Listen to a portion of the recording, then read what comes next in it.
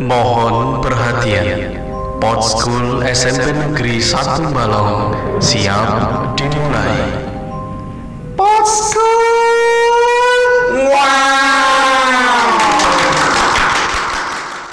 Assalamualaikum warahmatullahi wabarakatuh. Ya, kita ketemu lagi di session yang kedua ya. Masih bersama Cak Sur di sini akan membantu kita dalam acara Pod School.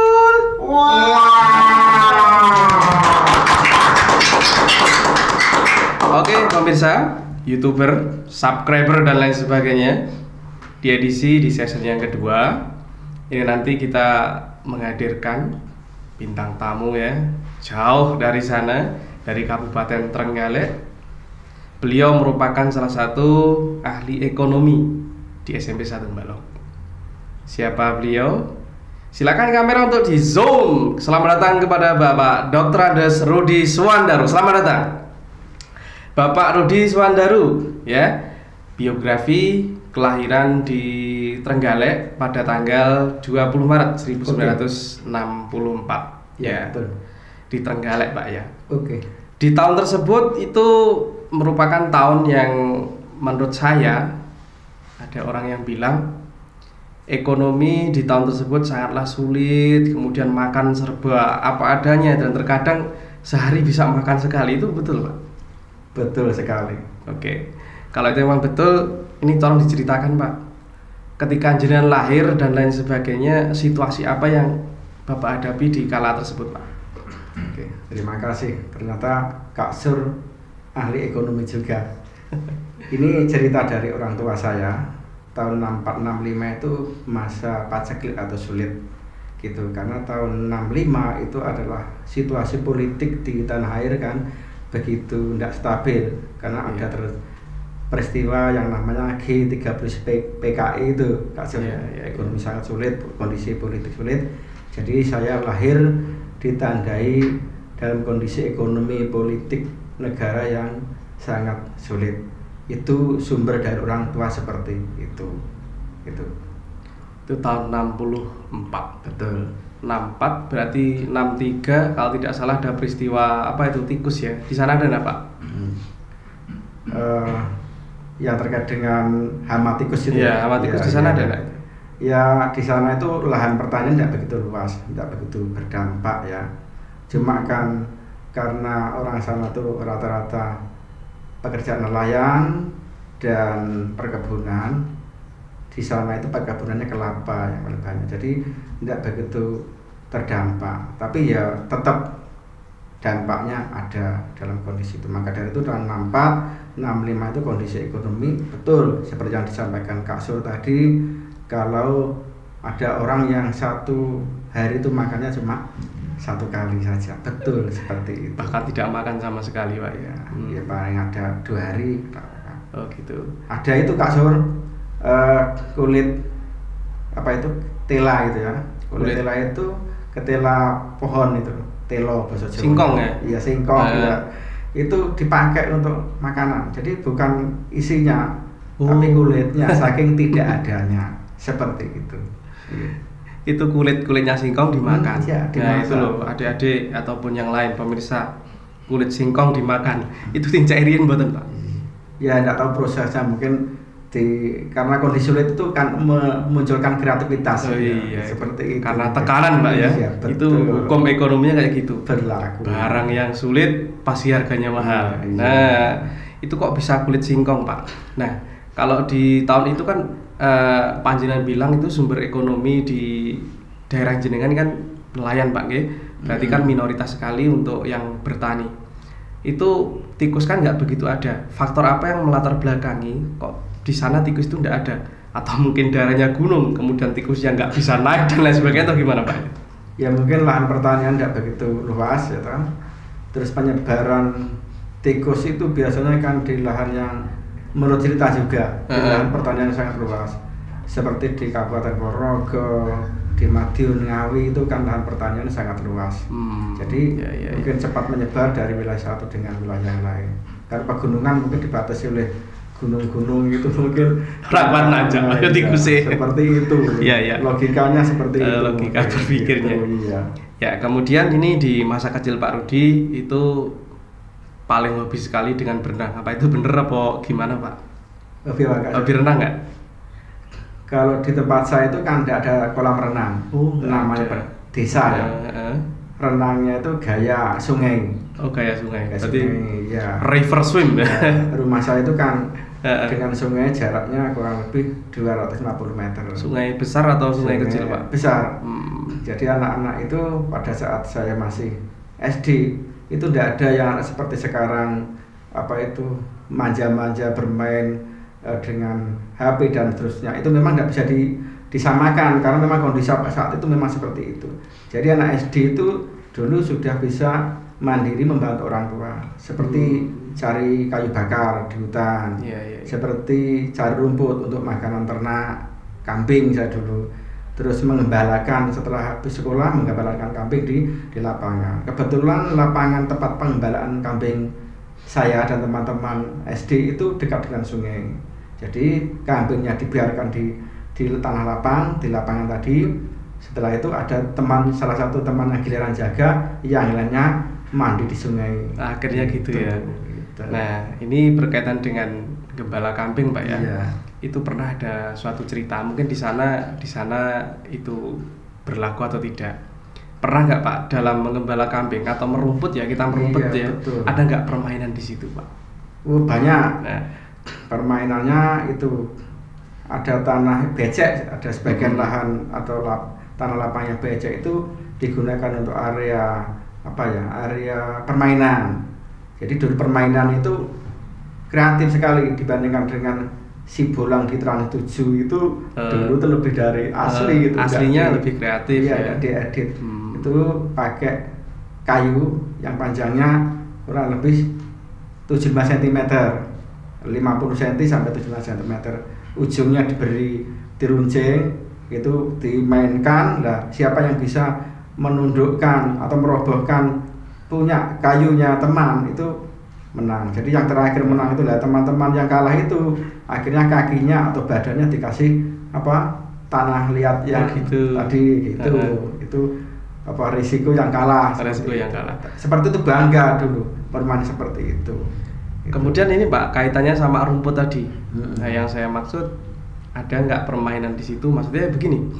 Ketika misalnya aku ngerumput Pak ya, aku ngerumput, Mas, kemudian tim kreatif ada Mas Alfian, Mas Yoga juga, Mas Darar itu ngerumput. Nah, ada nggak permainan di situ? Maksud saya, kalau di sini tuh klik atau ungkil ya namanya, saya nggak tahu. Oncal-oncalan apa itu? Oncal-oncalan sabit itu ada nggak di situ Pak? Ada. Jadi yang kalah nanti sebagian rumputnya temannya dikasihkan pada yang menang gitu. Nah, itu keseruannya dulu itu sebetulnya nggak boleh. Cuma kan itu asik saja ya gitu. Tapi yang seperti itu jarang yang merugikan seperti itu. Cuma yang tadi pakai kayu yang diruncingi tadi seperti itu. Itu salah satu metode permainan zaman dulu Pak ya. Betul. Nah, kemudian ini mengarah pada masa pendidikan sekolah. Bapak dulu SD, SMP dan juga SMA dan bahkan di jenjang kuliah Pak nggih. Nah, itu sebelum Bapak studi di sekolah tingkat SMA ya. Itu kira-kira Bapak dulu jarak rumah sama sekolah itu kira-kira berapa kilometer Pak? Yang SMP apa SD? Nah, yang SMA langsung ke SMA dulu. Gitu, karena itu membina karir ya. Oke. Tadi saya awali ya enggak apa-apa Mas, Kak Sur ya. Silakan. Asli saya itu kan Desa Banjar, Kecamatan Panggul, Trenggalek ya kan. Yeah. Kota Panggul ya, Panggul atau Desa Banjar saya itu dengan ibu kota Kabupaten Trenggalek itu jaraknya masih kurang lebih 56 km, sangat jauh ya dengan ibu kotanya. Kalau SD di desa saya, SMP saya itu 1 tahun, waktu perpanjangan setengah tahun itu saya SMP di Panggul. Dulunya ST sekolah teknik dirubah menjadi SMP. Saya kelas 1 dulu di situ. Akhirnya saya pindah di Sidoarjo kelas 2. Pak Le di SMP 2 Sidoarjo. Itu ya Pak Suut itu kan di Porong gitu ya. Itu kan Pak Suut itu. Pak Suut guru kita ya. Oh, Pak Suut Suhaimi. Iya, Suhaimi. Iya. Di SMP 2 Sidoarjo. Setelah lulus, saya tidak melanjutkan ke SMA Sidoarjo karena saya ikut Pak Lik itu kan diterkan dan macam-macam. Saya ingin bebas kembali ke Trenggalek kota. Kembali SMA-nya saya di Trenggalek. Waktu saya masuk itu di Trenggalek itu cuma ada 2 SMA negeri. Satu itu di Trenggalek, SMA negeri 2 awal pada saat itu di Durenan, di Kecamatan Durenan. Oh, Durenan. Waktu itu di Kabupaten Trenggalek baru ada 2 SMA negeri. Seperti itu. Ya. Terus transport yang dipakai ke sana mungkin naik kuda atau naik jalan kaki atau naik sepeda Pak, dulu apa naik bis Pak? Tadi kan sudah saya sampaikan jarak tempat tinggal saya, asli saya dengan SMA itu kan 56 kilo. Tidak mungkin naik sepeda motor dulu tuh masih jalan langka dan itu mungkin juga sulit kalau dilaju atau duduk. Saya kos Kak Sur. Oh, in the kos. Iya, in the kos di Trenggalek. Di Trenggalek. Ya, oh ya, ini baru tahu. Gitu. Oke, kemudian setelah selesai SMA itu sempat berhenti atau langsung kuliah? Langsung kuliah. Langsung ya, kuliah. Okay. Ambil jurusan pendidikan Pak nggih? Jurusan pendidikan. Ya. Memang cita-cita saya ingin jadi guru Kak Sur. Oh gitu ya. Seperti mbak saya itu juga guru. Ini beda ini. Iya. Beda sama cita-cita kepala kita dulu, kepala SMP 1 Balong. Beliau punya cita jadi pengacara.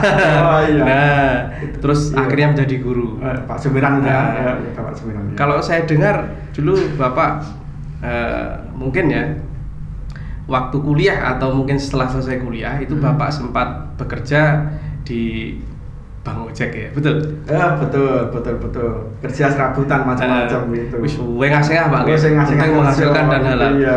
Nah, ojeknya Bapak itu kan rumahnya Trenggalek ya? Iya. Itu pangkalan ojek yang pos yang dipakai sekarang di daerah mana? Itu bukan di Trenggalek. Oh, bukan. Saya ojek itu sudah menikah, Kak Sur. Oh, sudah menikah. Belum kerja. Akhirnya ada pekerjaan yang bisa menghasilkan uang itu adalah ojek. Ya akhirnya saya ngojek gitu. Pangkalannya di mana, Pak?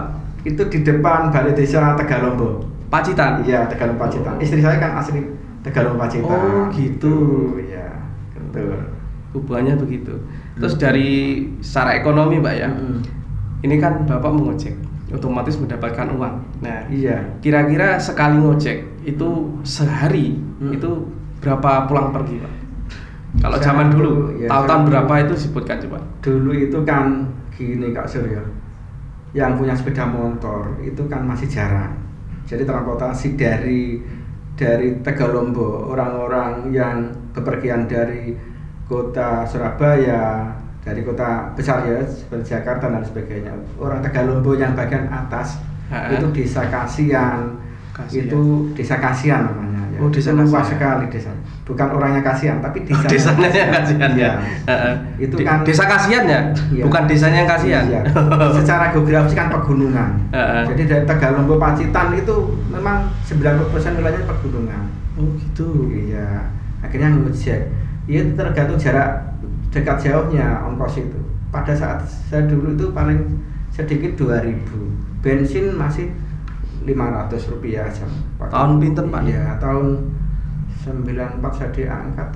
Kurang lebih tahun 92-3 itu ngojek. Saya rata-rata penghasilan saya dari ngojek itu bisa saya rata-rata tuh 20.000 per bulan itu, ya? Per hari? Satu hari bisa 15.000, 20.000 bisa 25, tapi saya rata-rata setiap hari 20.000. Berarti kalau satu bulan kan kurang lebih 600.000. Saya jadi guru angkatan pertama golongan 3A S1. Oh iya, itu 149.000 Kak Sur. 149. Satu bulan. Ngojek pada saat itu satu bulan itu bisa 600.000. Masih banyak tukang ojek. Iya, itu ya waktu itu gitu ya. Bener Pak. Iya, betul. Ini ada cerita lagi unik ya Pak. Itu yang terkait dengan ojek seperti itu. Kemudian Pak, pernah nggak ojek itu ngantar cewek Pak?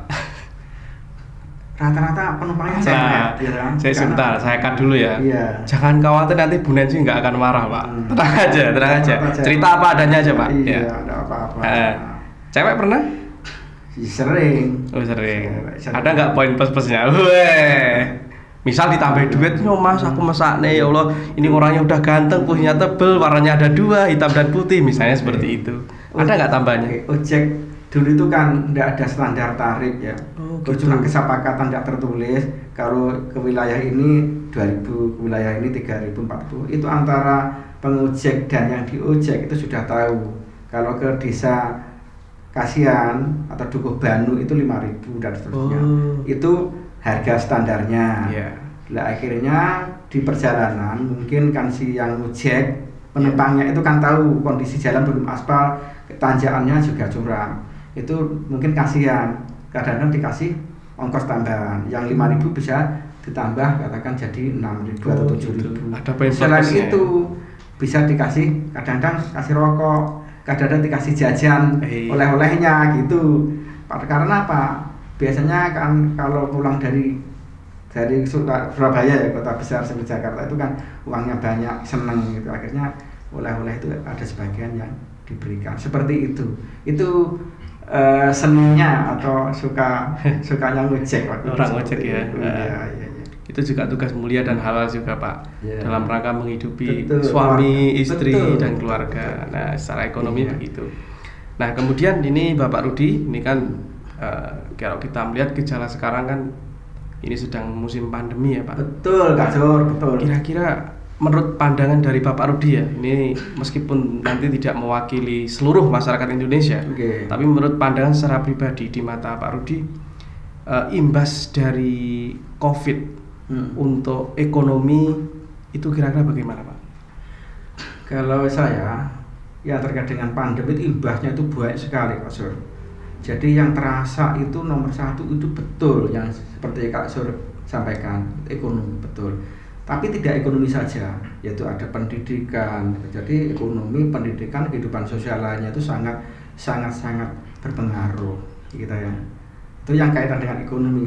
Bagaimana ekonomi itu bisa berjalan kalau gerak manusia atau mobilitas masyarakat itu dibatasi seperti yang dulu itu PSBB itu ya kan, sekarang PPKM, pembatasan kegiatan masyarakat. Jadi kegiatan masyarakat dibatasi. Ekonomi itu bisa bergerak kalau masyarakat itu bergerak kan gitu. Pada saat masyarakat itu dibatasi geraknya, itu akan berkorelasi dengan kegiatan ekonomi. Jadi yang sangat terpukul sebenarnya semua sektor ekonomi terpukul. Cuma yang sangat terpukul itu karena apa ya, mungkin modalnya kecil dan seterusnya. Itu adalah usaha kecil dan menengah, UPKM, usaha kecil dan menengah, usaha kecil gitu ya.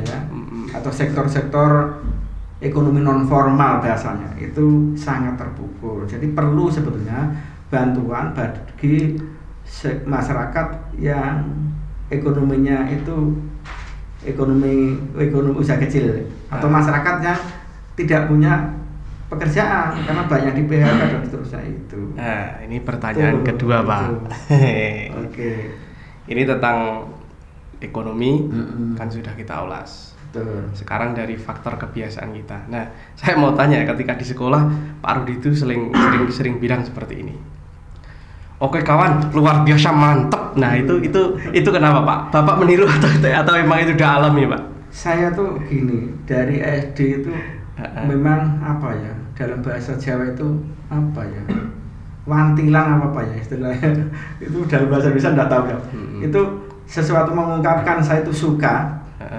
Itu ya, suka secara emosi itu saya biasanya berteriak dan mengucapkan seperti oke, luar biasa kawan kepada siapa saja. Saya kadang-kadang sampai lupa yang saya seperti itu mungkin Bapak Kepala Sekolah ya, tapi saya bisa mengontrol. Tapi teman seperti Kak Sur, tim kreatif, atau mungkin dengan teman guru yang lain sudah terbiasa. Atau dalam kondisi tertekan juga bisa kondisi emosi itu ada dua sisi ya, kondisi ekstrim ya, tertekan dan gembira itu. Pada tertekan untuk menghilangkan stres itu saya langsung ya gitu, luar biasa kawan.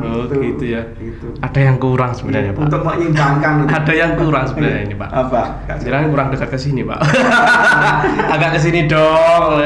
Gini tak? Iya. Oh gini, kurang gini. Bawah no. Enggak ada lah itu. Sudah jelas. Oh gini. Iya. Oh iya. Ahli ekonomi bisa kita kerjain juga ya. Oke. Lah ada yang kurang Pak dari mukane panjenengan itu begini. Biasanya begini, kan jenengan bilang tuh kamera ya ini. Oke kawan, nah itu gagasan tadi kok belum ada.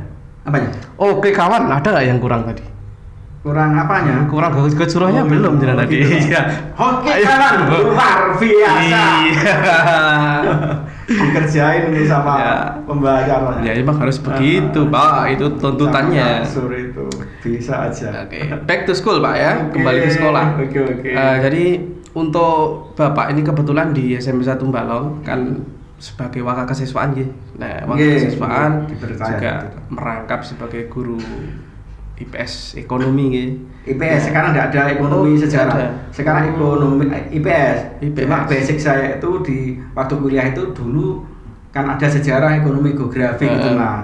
Cuma sekarang mulai K13 Oh iya. itu kan IPS. IPS. Gitu, ya. Tapi ahli ekonomi gitu ya. Ya tidak ahli, ya cuma ya bisa lah. Ahli ekonomi keluarga maksud saya, Pak. Jangan beda dulu, Pak. Oke, Pak Rudi ini kira-kira menurut panjenengan itu dampak COVID ini ya untuk anak-anak ini kan banyak pembelajaran daring. Nah, Oke. kira-kira berdampak pada karakter atau tidak, Pak? Sangat Kak Sur. Namanya Nyun Sewu ini ya. Iya. Ini menurut pandangan pribadi saya. Iya. Mungkin dari berbagai buku yang pernah saya baca. Namanya guru secara fisik itu tidak bisa digantikan oleh teknologi apa saja yang lebih canggih apapun. Itu tidak bisa diganti. Jadi kehadiran guru di depan kelas, di hadapan anak itu tidak bisa digantikan dengan namanya HP super canggih atau namanya pembelajaran daring model apapun. Tapi kalau materinya tidak apa-apa. Karena apa? Itu kalau pendidikan itu kan ada pendidikan menanamkan karakter dan Ya, ada betul. pendidikan keilmuan. Jadi masih SD SMP itu penanaman karakternya, unsur pendidikannya itu lebih banyak. Nanti kalau sudah kuliah itu penanaman pendidikannya itu sedikit karena dia itu sudah dewasa. Kan seperti kalau kita buat bangun bujur sangkar itu kita tarik garis diagonal itu ya, yang bawah itu kalau yang besar itu pendidikannya, mendidik itu kan ya penanaman karakter, bagaimana caranya menghormati orang tua, etika, tata krama dan seterusnya itu perlu. Nah, transfer ilmu itu mengajar. Jadi mendidik itu tidak bisa digantikan dengan daring. Itu walaupun bisa digantikan, itu hasilnya tidak signifikan. Jadi tetap kehadiran guru itu tidak bisa digantikan oleh teknologi apapun. Itu yang Ya. terkait dengan karakter ya. Betul. Mungkin tadi apa lagi? Yang terkait apa tadi? Mau batuk dulu, Pak. Oh, iya. Tolong dekat yang ini. Iya. Nah, ini Pak Rudi, mikrofonnya kelihatannya kurang dekat, tolong digeser ke sini. Yang Ke ini? utara ya, ke utara. Oh. Tarik ke utara saja. Oh, gini ya. Sudah. Oh, Pas. pakai ini juga ya? Iya. Nanti tolong dekat ya ini, Oh. Mas. Berarti tidak kerungu tadi? Iya, dengar sih, tapi iya. jauh. Oh iya. Nanti tolong dekat. Siap? Masih pertama grogi Mas Kur. Enggak apa. Oke, kemudian selanjut ke pertanyaan selanjutnya. Oke. Masih tentang hubungannya ekonomi dengan sekolah SMP 1 Balong. Nah, Bapak Rudi, untuk mensiasati anak ya, karena hubungannya sama kesiswaan ya juga, untuk mensiasati anak agar tugas itu selalu update.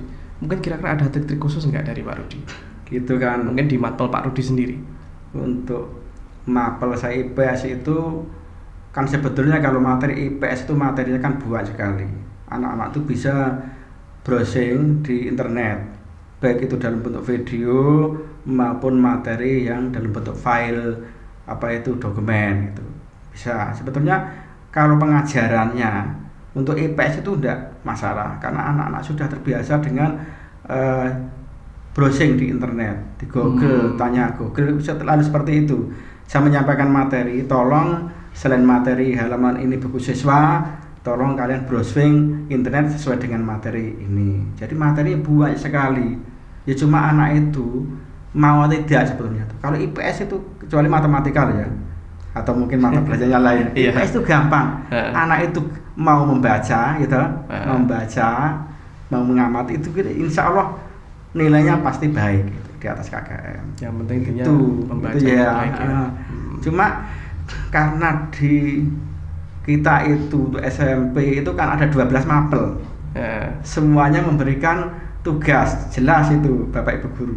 Itu anak-anak juga jenuh, itu manusiawi sifatnya. Jadi biar anak tidak jenuh, setiap pertemuan tidak ada tugas. Mungkin 2-3 pertemuan baru dikasih tugas. Dikandung maksud apa? Kalau saya pribadi dengan ngasih tugas, anak kan pasti membaca. Saya khawatir kalau tidak dikasih tugas anak itu tidak membaca kan gitu, karena kita tidak tahu tatap muka. Kalau tatap muka kan langsung mana yang baca, mana yang tidur dan seterusnya kan gitu kan. Itu daring seperti itu. Ada anak yang keterbatasan media, sebetulnya mungkin HP-nya gandengan atau mungkin dengan kakaknya atau dengan orang tuanya gitu ya. Tapi sekarang sepertinya anak sudah dengan kondisi seperti ini, 2 tahun pandemi, hampir 2 tahun ini anak sudah punya mungkin akses yang terkait dengan pulsa paketan. Nah ini saya menghimbau mohon kepada pemerintah untuk memberikan bantuan paket itu, sumbangan pulsa, bantuan pulsa kepada anak-anak. Itu ya. Yang terkait dengan pandemi seperti itu Kak Surya. Kemudian ini Pak Rudi, tadi di awal sudah disebutkan bahwasanya dampak dari COVID ini kan jelas hubungannya sama perekonomian masyarakat. Betul, Kak Sur. Kemudian ini Pak Rudi, kalau misalnya nanti kita datang ke sekolah, ya kan, itu ada tugas yang harus dikerjakan. Nah, itu boleh nggak kira-kira mengumpulkan tugas 1 atau 2 orang, karena mungkin dengan kendala sinyalnya tidak bagus. Nah, itu kira-kira pandangan dari kesiswaan gimana? Tapi dengan suatu syarat-syarat yang nantinya akan panjenengan sebutkan. Ya, masing-masing kalau kesiswaan itu saya kan juga ngajar, saya merasakan kondisi sebagai guru itu seperti apa. Kalau saya diperbolehkan, cuma teknis dan pelaksanaannya monggo masing-masing guru mapel seperti apa. Katakan mungkin dijadwal, tadi sebelumnya ketemuan, hari ini ketemu kelas berapa, tadi juga koordinasi dengan guru yang lain biar tidak bertabrakan. Kalau di sekolah itu saya rasa dengan protokol kesehatan yang begitu ketat Kak Surya, di sekolah kan juga ada Satgas Covid, Bapak Ibu guru juga terlibat di dalamnya. Itu saya yakin kalau di sekolah saja insya Allah kita sudah ketat. Cuma kadang-kadang di luar itu yang tidak terkendali. Jadi kalau anak itu masuk ke sekolah, nanti di sekolah itu takut gini-gini, sebetulnya kalau saya itu ketakutan yang berlebihan. Kenapa? Ternyata anak-anak yang tidak masuk itu di luaran itu juga tidak terkendali. Buktinya kalau saya itu pas pulang itu di angkringan itu banyak ya. Gitu. Jadi tidak apa-apa itu. Tiga tugas di bekasnya, kardus bekasnya Aqua itu ditulisi mapel apa, katakan untuk mapel apa, terus kelas berapa, ditumpuk saja di situ. Jadi mengakomodir anak-anak yang tidak bisa pembelajaran daring. Kan dari sekian anak kan pasti yang tidak bisa pembelajaran daring karena kendala teknis seperti sinyal di tempatnya mungkin sulit walaupun punya pulsa terus mungkin HP-nya tidak responsif dan seterusnya. Jadi anak-anak seperti itu harus diwadahi. Jadi intinya bagaimana kondisinya walaupun ini sekarang itu daring, semua anak harus mendapatkan pelayanan yang sama untuk mendapatkan pembelajaran yang baik dari Bapak Ibu gurunya. Seperti itu Kak Sur. Oke, terima kasih. Kembali ke masalah kesiswaan, itu begini Pak Rudi, dalam badan kesiswaan itu kan juga ada namanya ekstrakurikuler. Betul. Kalau di SMP Satu Balong ada beberapa ekstra, saya sebut salah satunya adalah pramuka. Nah, pandangan dari kesiswaan, misal ekstra pramuka kita adakan secara daring itu kira-kira gimana? Pramuka itu kan mohon maaf, kesiswaan itulah banyak di lapangan Kak Surya. Iya betul. Iya toh. Katakan ekstra bola voli itu ya harus praktek di lapangan, ekstra futsal di lapangan, ekstra tari dan seterusnya gitu. Apalagi pramuka. Pramuka itu kan lebih banyak mengaktualisasi kegiatan-kegiatan di lapangan gitu. Jadi dia bagaimana bisa survive dalam kehidupannya itu kan diajarkan di pramuka. Anak itu bisa mandiri itu di pramuka. Yang lebih optimal sebetulnya luring atau ke sekolah. Cuma karena pandemi seperti ini, mau tidak mau kita juga harus mengikuti peraturan atau kebijakan pemerintah, akhirnya daring. Mungkin bisa luring terbatas, atau mungkin perpaduan antara keduanya, atau mungkin bisa pramuka aktualisasi itu Kak Sur ya. Iya, betul. Jadi pramuka di situ disisipi mapel tertentu. Contohnya ada matematika, ada IPA, ada mungkin bahasa Indonesia. Mungkin kalau mapel IPA anak disuruh untuk mengukur diameter keliling pohon. Caranya rumusnya seperti apa. Yeah. Atau menghitung volume apa kan bahan-bahan di tempat tinggalnya kan banyak seperti itu. Kalau bahasa Indonesia mungkin suruh mengarang yang terkait dengan kondisi pandemi. Kalau IPA mencangkok dan seterusnya mungkin gitu ya. Ya betul, itu seperti itu. Jadi kalau saya setuju itu kalau kondisi seperti ini ya mungkin perpaduan. Ya, tapi saya sangat setuju kalau kondisinya sudah normal. Ya kalau sudah normal tidak dibahas Kak Sur ya. Ke lapangan kembali seperti itu. Kembali ke lapangan. Pandangan saya seperti itu Kak Sur ya. Ya. Ini untuk Pak Rudi. Iya. Harapan apa yang nanti mungkin akan Bapak ucapkan ya untuk seluruh siswa dan siswi SMP 1 Balong terkait dengan masa-masa pandemi seperti ini? Silakan. Oke. Ya saya mengimbau yang memberikan masukan kepada seluruh siswa SMP 1 Balong, baik siswa baru kelas 7 sekarang sampai kelas 9 di mana saja kalian berada itu tetap melaksanakan protokol kesehatan. Karena namanya virus corona itu kan tidak kelihatan. Jadi kecil, saking kecilnya itu untuk melihat bentuknya itu harus kita menggunakan mikroskop elektron. Iya, betul. Guru IPA kan gitu. Yang bisa memperbesar sampai ribuan bahkan jutaan kali Kak Sur ya. Iya, Itu karena musuh kita yang kita hindari itu virus tidak kelihatan, kita harus hati-hati di mana tempatnya dan seterusnya. Kecuali kalau kita menghadapi istilahnya harimau yang galak itu ya kelihatan bisa ditembak itu ya. Tembak atau kita menghindar ditutup atau kita membacot pohon kapang. Ya dengan kondisi seperti itu di mana saja berada, baik itu di lingkungan keluarganya, di lingkungan tetangganya dan di mana saja tetap protokol kesehatan, pakai masker, ya jaga jarak, terus yang ketiga itu cuci tangan. Syukur kalau kemana saja bawa seperti ini. Itu saya selalu bawa ini ya. Iku parfumnya siapa Pak? Ini tempatnya parfum, tapi isinya itu hand sanitizer, gitu kan. Itu punya istrinya ya dulu. Oke. Gitu ya. Jadi tetap patuh protokol. Katanya kan gini, saya mendengarkan di TV yang disampaikan oleh Pak Luhut, Menteri Koordinator Maritim dan Investasi. Varian yang baru Delta itu bukan menakut-nakuti. Itu katanya tingkat penyebarannya itu menularkan ke orang lain itu 6-7 kali lipat Kak Sur. Jadi perlu hati-hati.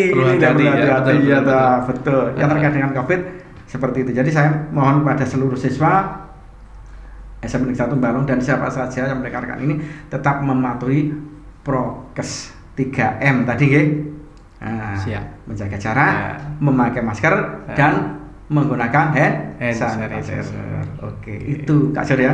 Sementara. Oke, terima kasih ya atas kehadiran dari Bapak Dr. Ajas Rudi Subandaru selaku Wakil Kesiswaan sekaligus juga guru IPS di SMP Negeri 1 Balong.